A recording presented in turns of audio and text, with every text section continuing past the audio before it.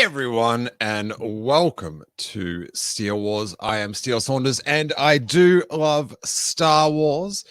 And we are back currently live streaming. I'm just waiting for someone in the chat to say they can hear me okay, because I had to re-plug everything in.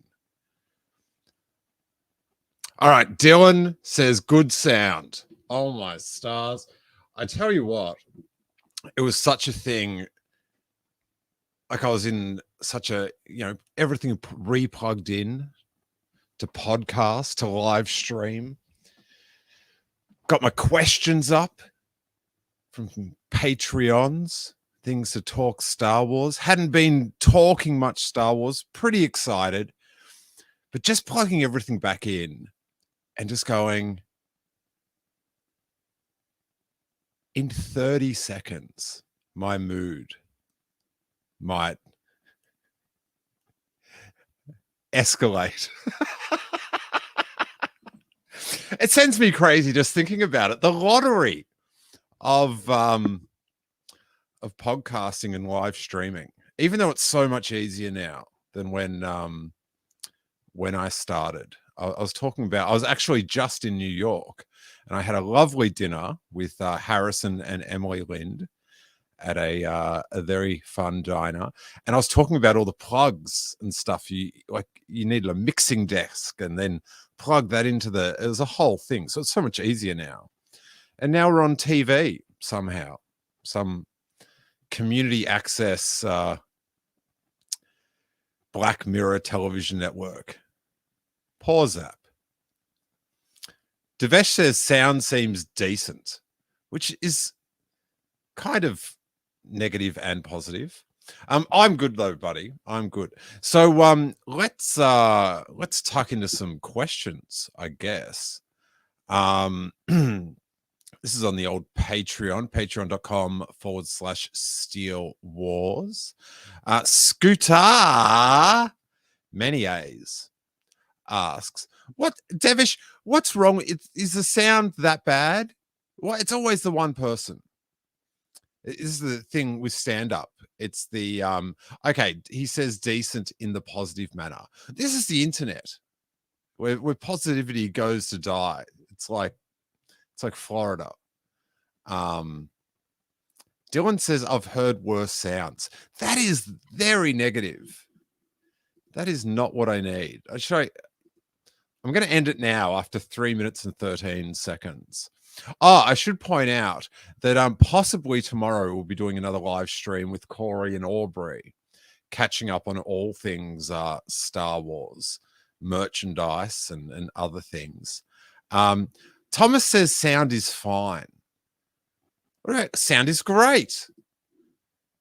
I'm just chiming in with a positive comment about the sound. Where's that person? So yeah, and then I think on Monday I'll be catching up with Hawes for the finally, the Ahsoka finale review post-strike. Thomas says sound is passable. That's pretty much all we need. That's what podcasting is about, is just passable sound. So there you go. Anyway, Scooter would like to know, I'm eagerly anticipating the next Year by Podcast episode. When do you think that might be happening or might happen? Well, Hawes and I are going to do a podcast on Monday. That will be the Ahsoka finale. Very timely. Dude, we are on point. I've got the strike to blame. I'm not sure what Hasbro has to blame, but we're about on the same release schedule. You know what I'm saying? Dylan says a solid 6 out of 10 on sound. Jeez. God, I've opened myself up for these hecklers. Got to tell you. So we might get one done the week after that, Scooter. That's where we review the page in Star Wars news, in the Star Wars year by year book. It has been a while, but it is so fun. And we talk about burgers now and then. Let's go to Mike Lord of the Sith. Really? This might be a bit obvious, but what did you do during the strike? How did you fill your time? And any work now coming your way with the strike being over, or is it too soon to tell what will be ramping up now? And then in capitals, which I like, Ajax Citizen lives. Of course, the Ajax Citizen lives. He'll be back. Don't worry about that. What did I do during the strike? I just worked very hard on my store and my business back home in Australia. So it's if you want to look it up, it's shawmelbourne.com. So it's like a brand and a shop, and it's a whole thing. And yeah, so I just worked my little heart out on that. Pretty much, yeah, every day for as much time as possible. So as far as doing if you just knew, I did extra work on Obi-Wan Kenobi just so I could get on Star Wars, and then after that I do extra work when I've got time, just on any show, which is lots of fun, from Grey's Anatomy to Rookies, and everything in between. Succession, I was a journalist on Succession for a very long shot, very up the back, but it was I saw Karen Culkin. It was a hell of a time. But anyway, so as far as I know, no work has started back, no filming.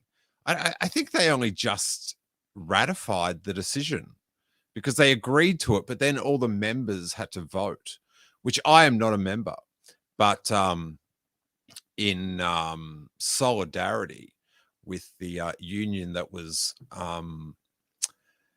looking out for the rights of the ununioned extras as well, with AI and all that sort of stuff. I yeah, didn't do any podding.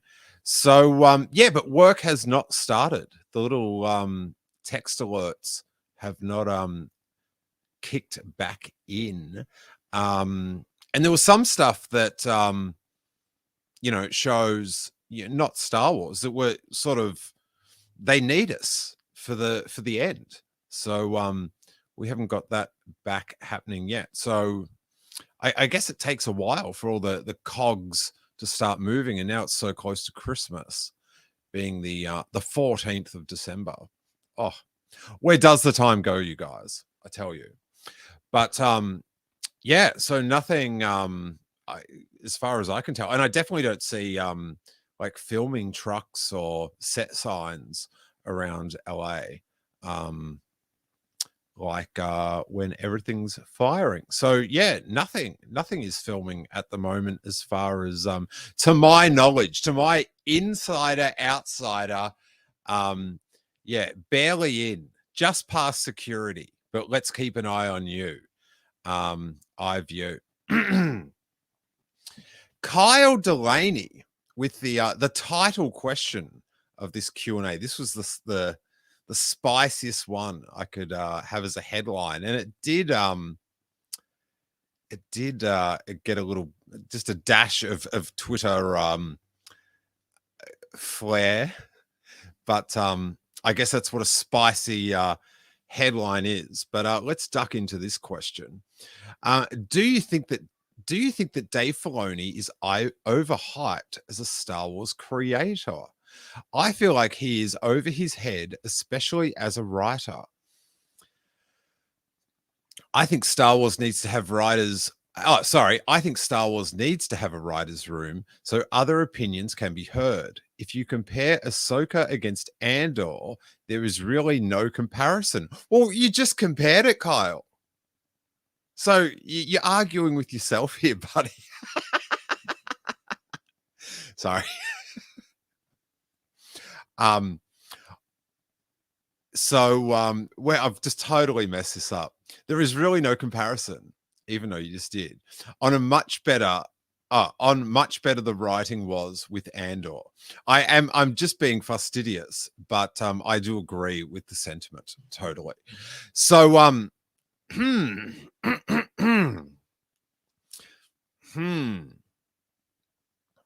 do you think that Dave Filoni is overhyped as a Star Wars creator? That's a where do you start to peel this onion? Well, first of all, and just being a total Lionel Hutz lawyer here, um, it depends who you're talking to, because some of my friends, um, they very below sea level. We're talking where the Massador, what's the big Boba Fett dinosaur? Is it the Massador? Someone in the chat, that level, that's where they rate him. So that'd be very underrated. But a few people. Thankfully, I had a typo in my thumbnail, so I had to delete that tweet. But someone had retweeted it and is already just like, how dare you even? They couldn't. This is the thing that got me, and I'm sure that they're like a perfectly great person and all that, but they couldn't even believe the question could be asked that someone's overhyped. Now that to me is the definition of overhyped. When you saying, because like to some people, like their opinion, I would say that George Lucas is overhyped as a Star Wars creator, even though he is the gold standard, the originator, just because of whatever he does is infallible, which I don't agree with. So even though it is his,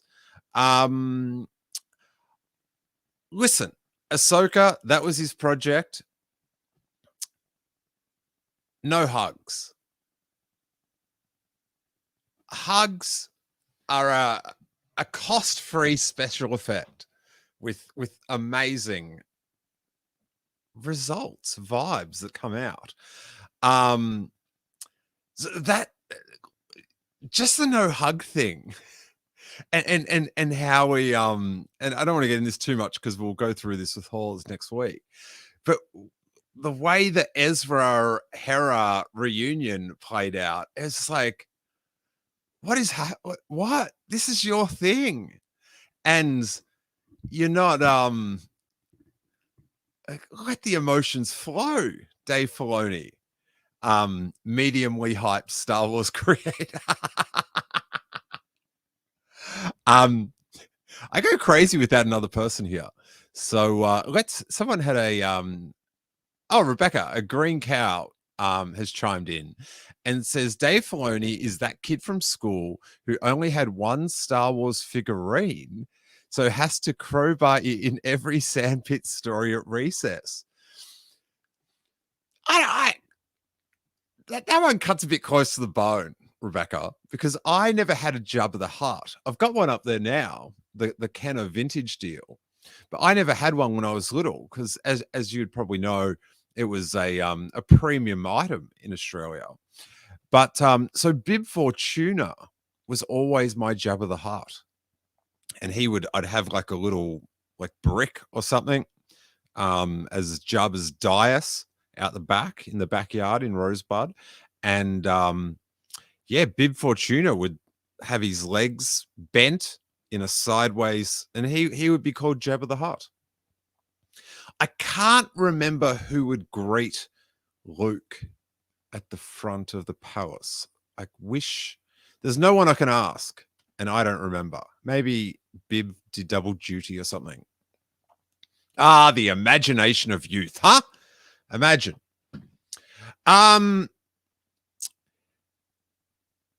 So I don't think he's the end all be all. I think his knowledge and passion for the mythology and stuff is possibly without peer. But I feel like he's a good C-3PO to maybe Ryan Johnson's R2-D2 or something. I don't know. But I feel like he's a very powerful asset. But like again, not to get too much into Ahsoka finale, because we'll do that with Hawes next week, but I just feel like the end of that Ahsoka finale kind of dropped the ball, and I don't sort of like the story progression that it's setting up for zombies and coffins, the Undertaker, the Dead Man Inc.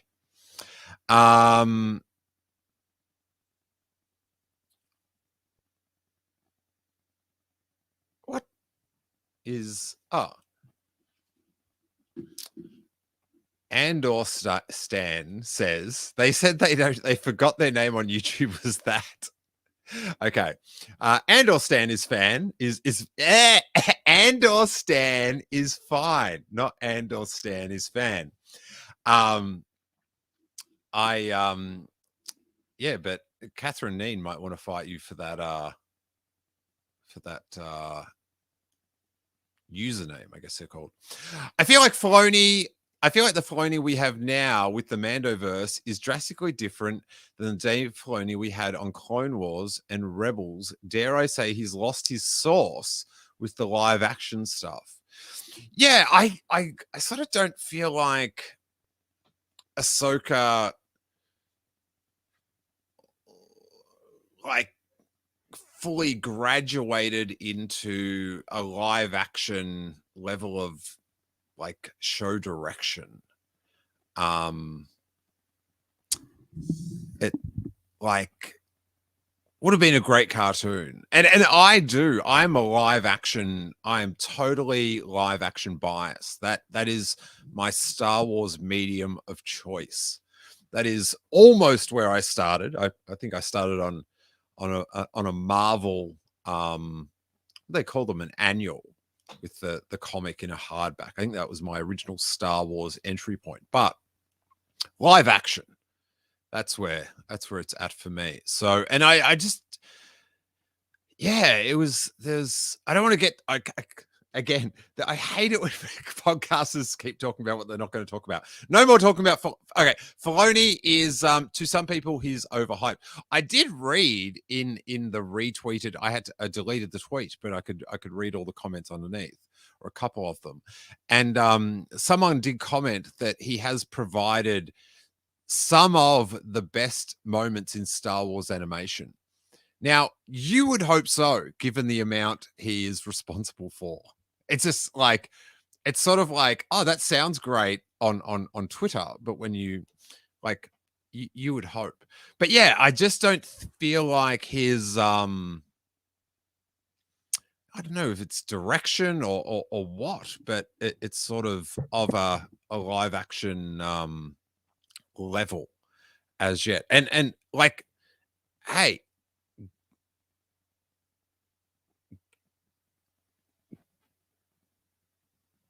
Gilroy and Filoni together, if you want to like have a great show, like just a top tier show, and then involve the Force,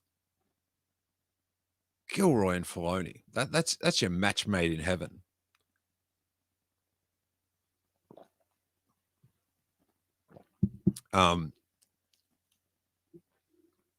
And then Rebecca says, I had no figurines. I had to befriend the kid at the end of the street who had them all. So your Bib Fortuna has me covered, Steele. There's always this. That is the sort of lesson I try to impart on Harry. There's always just be happy for what you have. And Nicholas says, hey, love the Bib story. I used to do something similar with an Insaniac toy, one of the Gorgonites from the film Small Soldiers. Remember that? Yes, I do. He was a good sub for Venom when playing Spidey. What the hell? What you get me with a little compliment and then you slip in a Marvel reference. That's up there with a sports reference on the chat.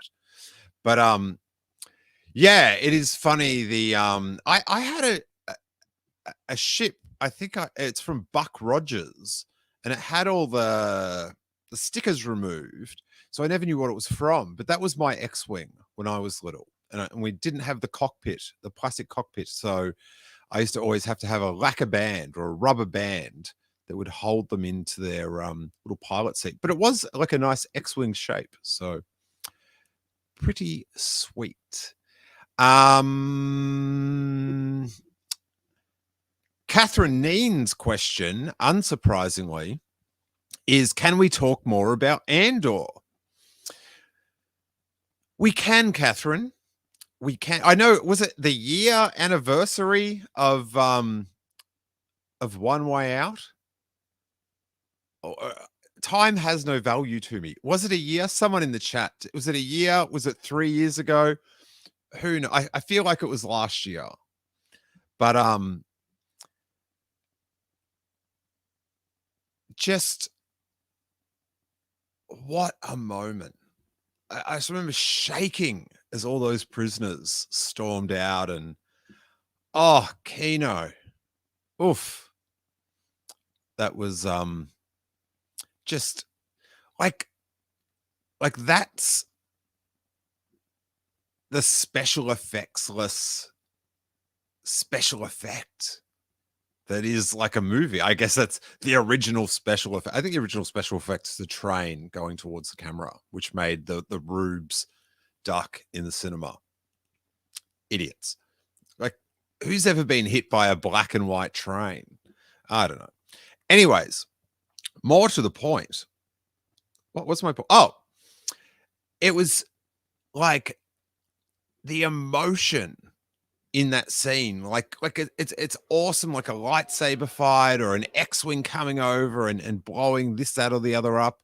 But just the human emotion is what like I feel like Dave Filoni needs to tap into, almost like too much of a George Lucas, where it's all about the mythology and the bigger thing than the actual like the actors and like the dialogue. But yeah, oof. I can't wait for more Andor. I am the Acolyte. It's like so far, and it's up for debate, but I do think the best Star Wars has been made in the UK. Go back through history. No offense, Sydney, Australia. You did your best. But what's elbow cough? You're talking about LA? Sal's here, everyone. So that's lovely. So yes, Catherine, we could talk more about Andor, and we did. And Rebecca Edwards, who's in the chat, but is also on the Patreon questions. Of all the Star Wars that has been released while you were being a good union member, no, I was a union adjacent member. Which ones do you rate as keep and which ones are chuck? There is no in between. Solidarity forever. I feel like the only thing that was released was Ahsoka. Yeah. Keep or chuck? I'm not going to chuck it. Yeah, I'm not going to chuck it. I'm very much focused on the last half of the last episode with my disappointment, but I will keep. Yes, I will keep.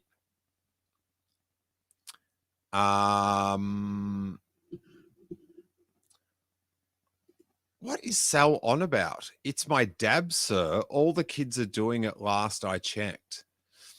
Last I checked, you weren't a kid. You're some old Jedi jumping about. Or not. I guess who knows how old your type of Jedi could be. But Sal did have a pretty limber lightsaber demo, I believe, at Galaxy's Edge that I saw on Twitter the other day, which was pretty exceptional. And Sal now says, "What's up, fellow youngsters?" Excellent, excellent. All right, Nicholas Story's in the chat, so he can jump in on the questions, keep things lively. Question Steele. Pre-Andor, Andor, mate. Pre-Andor, mate. Hey, before Andor, mate. I wasn't keen on the concept of a Cassian show. Oh, wow. Catherine's just shivered. So I was praying for some connective tissue to be included in characters like Krennic, Bail Organa to sweeten the deal. Second part of the question. However, now with the show being so good and working so well as its own thing in its own corner of the universe, do you feel like the likes of Mendo showing up in season 2 is still necessary? Mate, Mendo showing up's always necessary. If you've got a chance to Mendo and you're passing up a Mendo opportunity, did you ever really Mendo? I don't know. But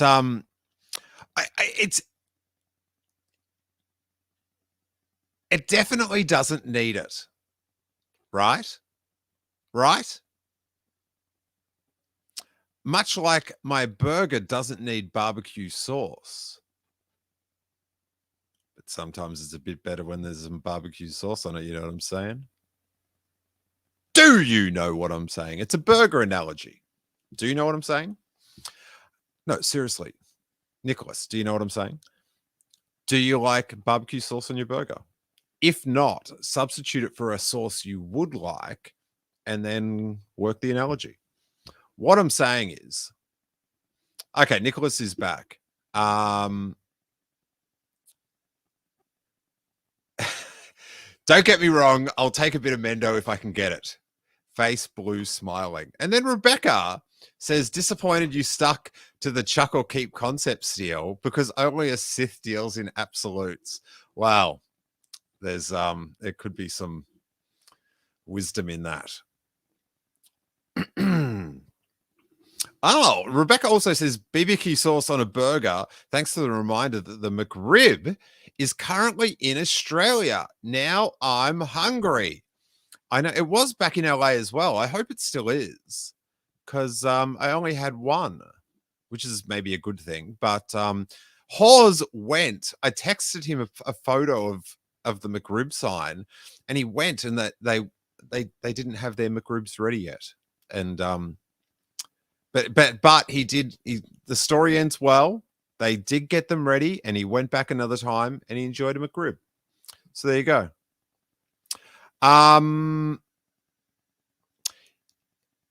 But yeah, Andor, it does not need the it doesn't need Mendo.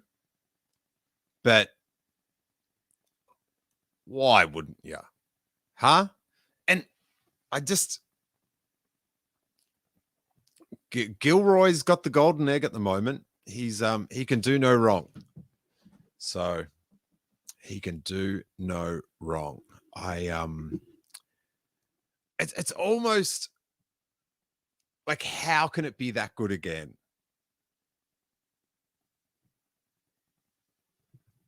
It's yeah. Oh. Oof. God. Oh, Brandon Baker.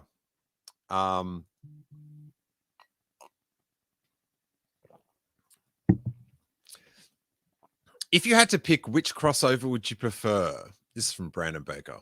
If you had to pick, which crossover would you prefer? Star Wars and Marvel or Star Wars and Star Trek? How do you think your preference could pass the if they do it right test? If you're listening to this on podcast, I'm shuttering up. It's what a horrible series of thoughts I'm enduring. How do you think your preference could pass the if they do it right test? Which characters would be worth matching up across franchises? None. Absolutely none. None at all. None. Zero. No. not, never, when, perhaps, nup, never. Finito. Bad. No.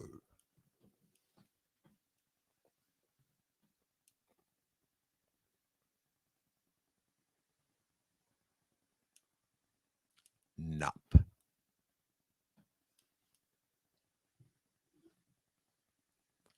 No.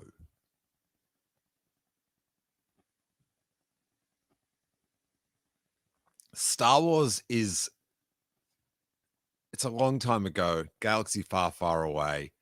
They don't find Earth one day. It's not far off. I don't care what comic did what in the who-wah. Nup.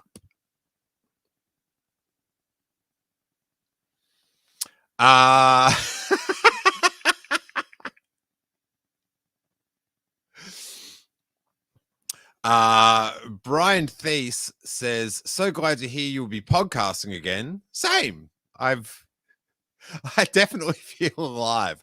The blood is pumping. Thanks to Brandon Baker. Brian continues, I must have missed that the podcast was on hiatus while the strike was happening. I was so looking forward to more Horse Calls episodes during Ahsoka. What has been the most exciting Star Wars for you during break? Oh man. What do you think is in store for Baylan Skull? Where does his story lead?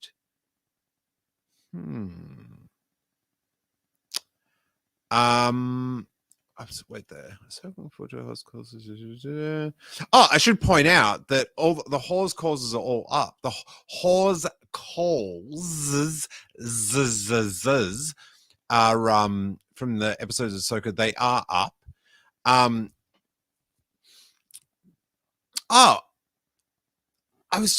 I had something to add to one of the questions, and I was trying to find it on the little Patreon feed, but it was Nicholas in the chat. So I was like, where is this question that I want to call back to?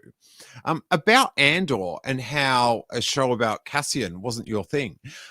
The other day on Twitter, someone posted up like the Kathleen Kennedy with all the graphics around of all the things she just announced on one of those live streams. You know, when she just went buck wild and just went show, cartoon, show.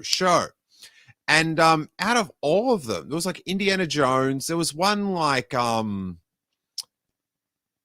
it's not Star Wars or George Lucas. It was a book, the Knights of Shadow and Dark or something. But that logo was there. The droid, whatever the droid adventures, whatever happened to that? What even was it? We don't even know what we're not getting. But and there was like Ahsoka and Rangers of the New Republic, Lando, and the Cassian one. And I remember when they announced Cassian, just sort of going, like, I guess, I guess, yeah. Because I don't like things that go, I always want to go forward. So I don't know what's going to happen. Because Star Wars is, it's so much like Back to the Future style, but without the changing. But and the Cassian one or Andor was sort of just like, oh, okay, but it's I don't know, it's almost like it's not the topic, it's the idea. But the thing was, when they announced it, it was going to be something. It was going to be what we thought it was. Which it was going to be like with K2SO and Cassian just off doing stuff. And then Gilroy came in with his like treatment. Isn't that how it all went down? So it like the show that we like went, that's the show they were planning. How rad's that? The triple right. Even when we're wrong, we're right. Because we were right at the time. Because everyone was wrong. And two wrongs make a idiot on a live stream, apparently. Okay, back to Brian. What was the most exciting Star Wars news for you during the break?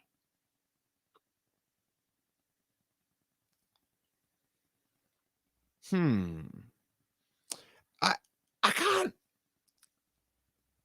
The most exciting Star Wars news that I can think of at the moment is that they're doing the retro figures of the Phantom Menace.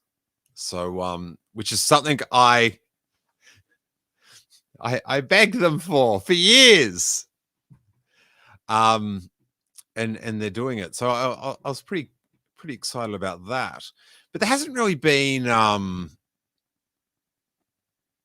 like any really news. And I don't know, the rumors and stuff, it doesn't always I don't know, they just don't have my trust at the moment. Except on the Gilroy. If that's why I'm holding out for, Acolyte. It's in a different system. That's my next sort of great hope. Like an Skeleton Crew.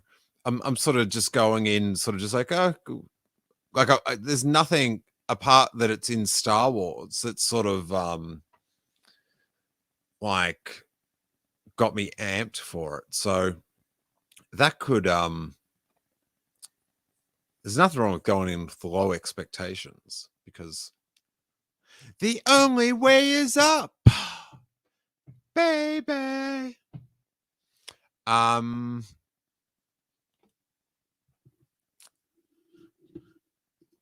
Anderstan asks, here's a question. What's your take on it originally being 5 seasons and now 2? Personally, I'm fine with 2 just because I need to get it made. Well, my dream with that is, because yeah, it was going to take too long for him to finish it, and oof, probably would have been a masterpiece. But hey, do this in 2 seasons, and then Gilroy, Rebellion. Do a series between A New Hope and Empire. Oh, please, Gilroy, please. Have I still got? Oh, here we go. Please. That. Imagine. Gilroy. Woof.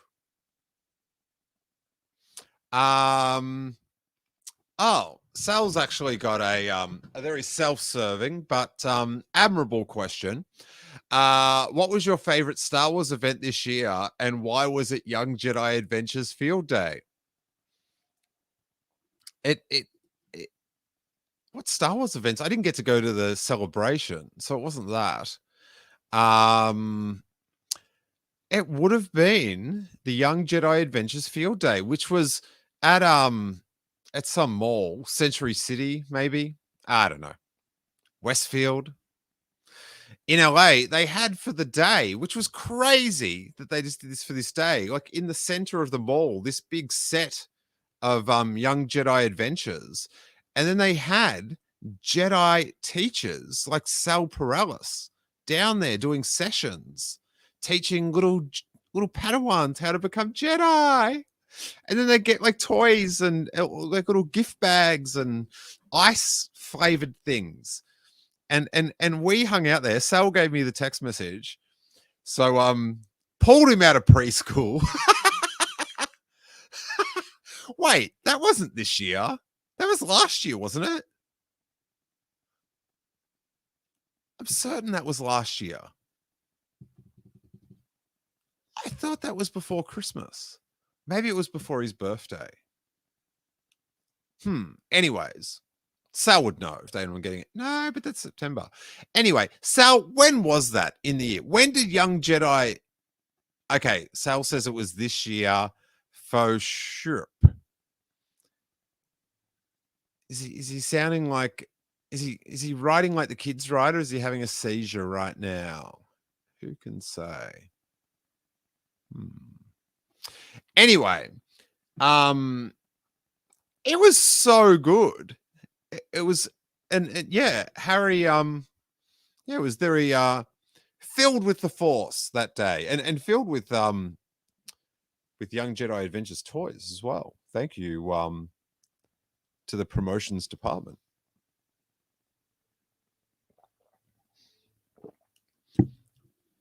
What else we got here?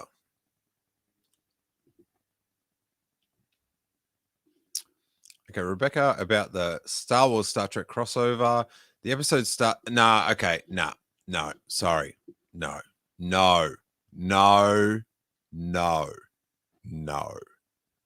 Trying to slip in some Star Wars Star Trek fan fiction crossover.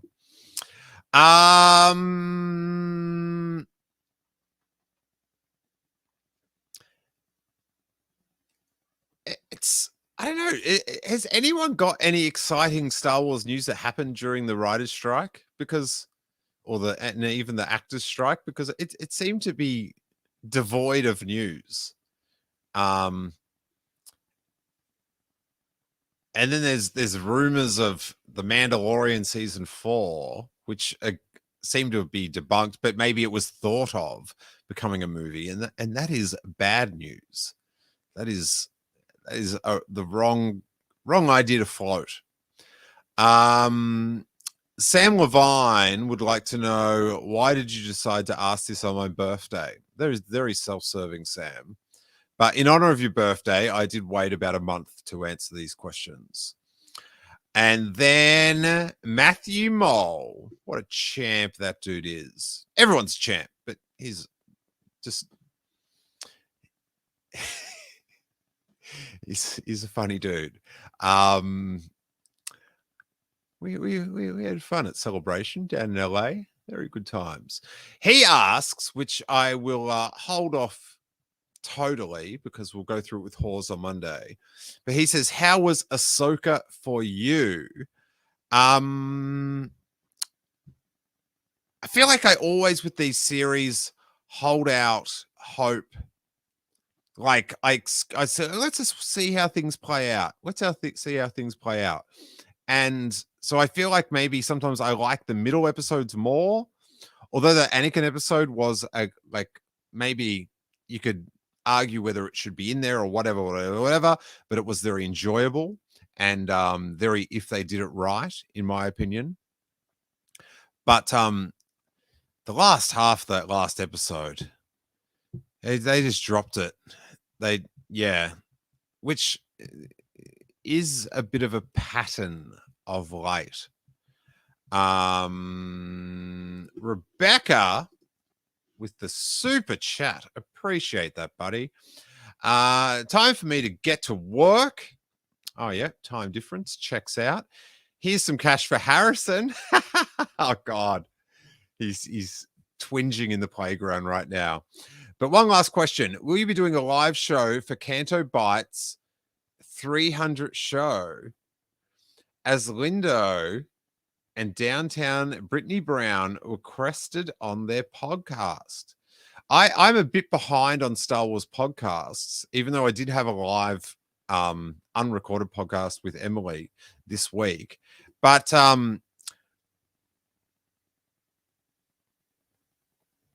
within my means, whatever Emily and Downtown Brittany Brown request of I, thou'st shalt make his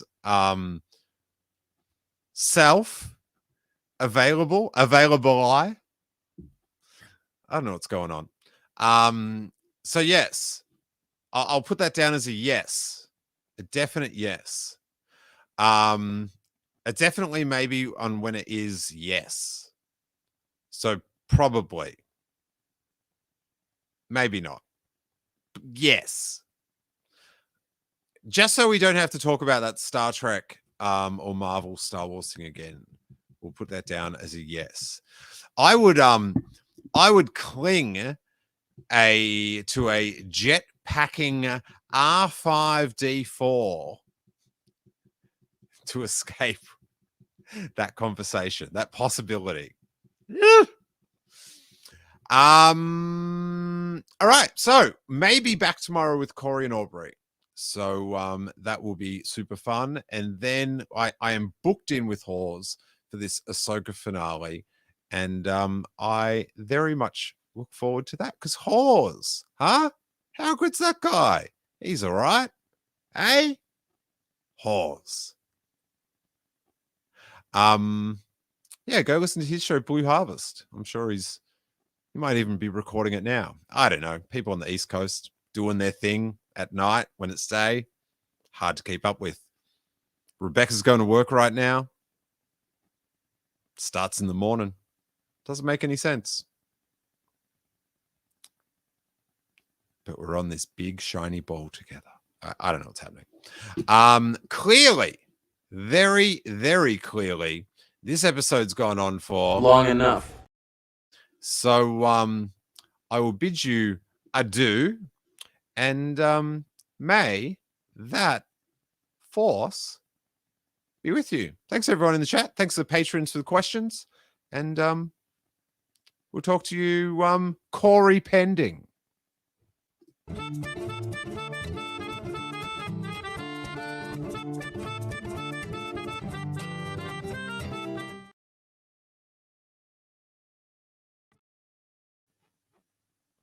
swear if Corey flakes on me, I will go down there and I will criticize the Clone Wars directly to his face. Yeah, that's what I'll do. That's what I'll do.